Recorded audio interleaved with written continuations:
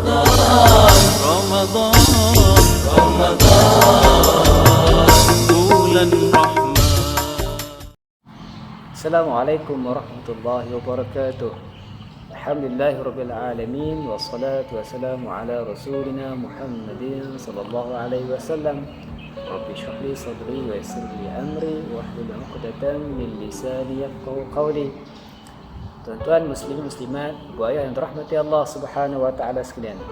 Bertemu kembali sekali lagi kita dalam dakwah interaktif Masjid Negeri Masjid Zahir di Kedah Darul Aman.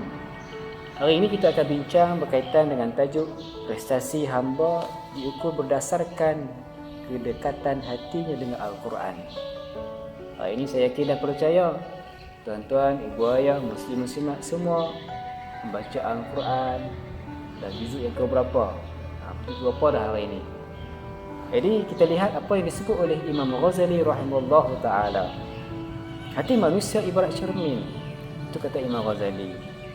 Kata Imam Ghazali lagi, petunjuk Allah bagaikan nur, yakni cahaya. Jika hati manusia benar-benar bersih, sudah pasti hati manusia itu dapat menangkap cahaya petunjuk ilahi. Dan seterusnya memantul cahaya yang telah ditangkap oleh hatinya tersebut ke sekitarnya. Itu yang disebut, itu yang telah diungkapkan oleh Imam Ghazali rahimahullah ta'ala. Dalam Al-Quran, Allah Subhanahu wa ta'ala telah membahagikan hati-hati manusia ini secara jelasnya kepada beberapa jenis. Antara yang boleh kita bincang pada pertemuan ini, yang pertama, Allah Subhanahu wa ta'ala membahagikan ada di kalangan manusia ini hatinya sakit. Hatinya sakit. Di mana? Dalam surah Al-Baqarah ayat yang ke-10 Allah Subhanahu wa ta'ala berfirman, fi qulubihim maradun fazadahumullahu marada wa lahum azabun alimun bima kanu yakdzibun. Yang bermaksud dalam hati mereka ada penyakit, lalu ditambah oleh Allah Subhanahu wa ta'ala penyakitnya, dan bagi mereka siksa yang sangat pedih. Disebabkan apa? Disebabkan mereka ini berdusta, disebabkan mereka menipu, berbohong. Itu antara sifat-sifat yang menyebabkan pertambahannya penyakit hati di dalam diri manusia. Tidak kiralah sama dia orang yang beriman, dia orang muslim, dia orang munafik ataupun tidak beriman, kita semua ada hati. Dan kalaulah kita melakukan amalan berdusta, bohong, menipu, kita akan mendapat satu penyakit di dalam hati kita.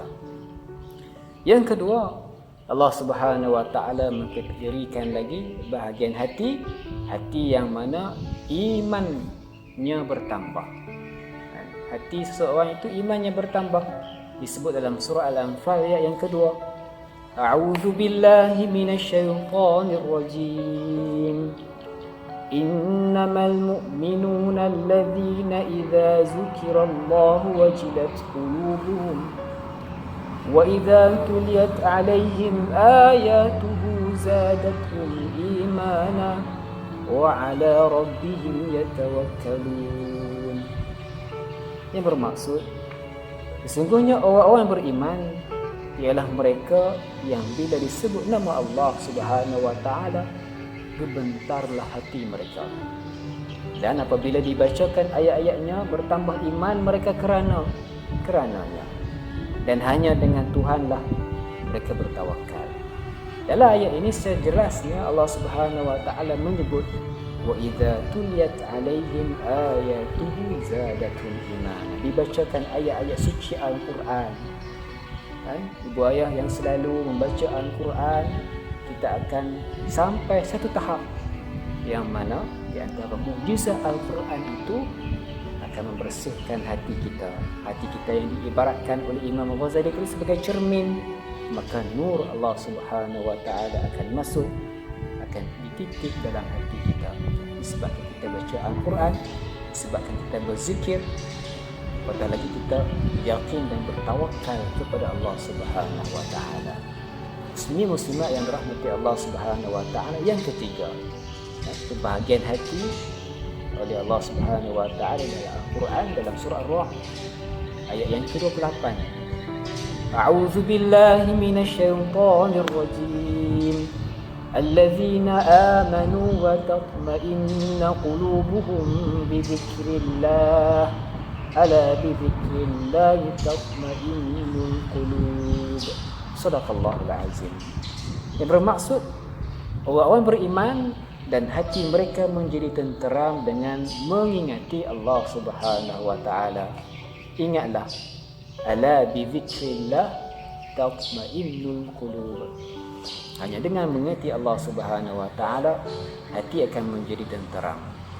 Oleh itu, ibu ayah yang dirahmati Allah Subhanahu wa taala sekalian, ayat-ayat suci Al-Quran yang selalu kita baca, yang selalu kita dengar, apatah lagi kita mesti menjadikan ayat-ayat suci Al-Quran ini, kalamullah ini berada di dalam dada-dada kita, berada di dalam hati kita. Maksudnya ialah kita perlu menghafaznya. Satu bulan kita ada 30 hari. Hari ini, bulan ini kita duduk dalam bulan Ramadan, kita boleh membaca satu hari satu juzuk kalau kita mampu. Dan kita akan mengkhatam Al-Quran pada hari yang ke-30, hari yang terakhir Ramadan.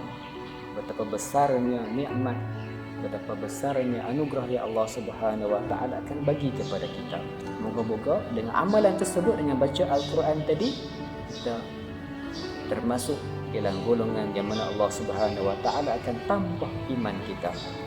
Ibu yang dirahmati Allah Subhanahu wa taala sekalian, Ibnu Abbas radhiyallahu anhu meriwayatkan satu hadis daripada junjungan besar baginda Nabi sallallahu alaihi wasallam, bagaimana perumpamaan orang yang membaca Al-Quran dan orang yang tidak membaca Al-Quran.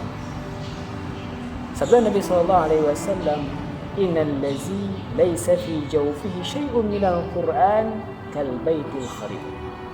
Yang bermaksud, sesungguhnya orang yang di dalam mulutnya tidak ada Al-Quran bagaikan rumah yang runtuh. Justru itu, sama-samalah kita merebut peluang kita berada dalam bulan Ramadan ini yang diberikan tempoh yang singkat 30 hari. Kita belajar Al-Quran bersama dengan ahli keluarga kita dalam tempoh kawalan gerakan PKP. Kita panggil anak-anak kita, cucu kita, kita baca Al-Quran mungkin satu hari satu helai. Kita memahami dan kita cuba mengamalkan intipati isi ayat suci Al-Quran tersebut. Semoga bacaan amalan kita sepanjang bulan Ramadan ini berkaitan dengan Al-Quran, dia menjadi peneman sepanjang kehidupan kita apabila kita keluar daripada bulan Ramadan nanti. Kerana apa? Kerana Allah Subhanahu wa taala telah menjadikan kita ini manusia yang mana manusia yang sebaik penciptaannya, dan kita hamba yang cemerlang penciptaannya, dan kita memiliki potensi yang cukup hebat. Dan itulah yang perlu kita sedari. Hari ini ramai orang tak sedar potensi tersebut. Dibiarkan potensinya, kekuatannya, keadaannya berlalu begitu saja. Alangkah ruginya kita. Jadi dengan kedatangan bulan Ramadan, kita diingatkan kembali, apatah lagi bulan Ramadan adalah nuzul Quran. Syahr Ramadan allazi unzila fihi al-Quran. Bulan Ramadan ini Allah Subhanahu wa taala menurunkan Al-Quran.